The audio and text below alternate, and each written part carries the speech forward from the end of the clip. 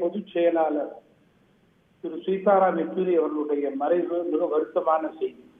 இளம் வயதிலேயே கம்யூனிஸ்ட் கட்சியிலே சேர்ந்து மாணவராக இருக்கும் போதே 3 முறை அதன் சார்பில் டெல்லியிலே பல்கலைக்கழகத்திலே தலைவராக தேர்ந்தெடுத்து புகழ்பெற்றவராக அந்த கட்சியில இருந்தவர்.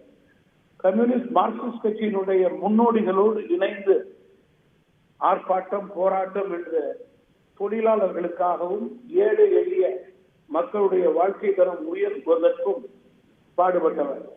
தன்னுடைய இறுதி மூச்சு வரை கம்யூனிஸ்ட் கட்சியினுடைய எண்ணங்களை பரப்பி கொண்டிருந்தவர். 2 முறை ராஜ்யசபை எம்பியாக இருந்த பெருமை. ஒரு முறை அவரோடு நான் ராஜ்யசபை எம்பியாக இருந்தபோது தமிழ்நாடு என்ற பெருமையோடு பேசுபவர், தமிழகத்திலே பிறந்தவர், சில காலம் தமிழகத்திலே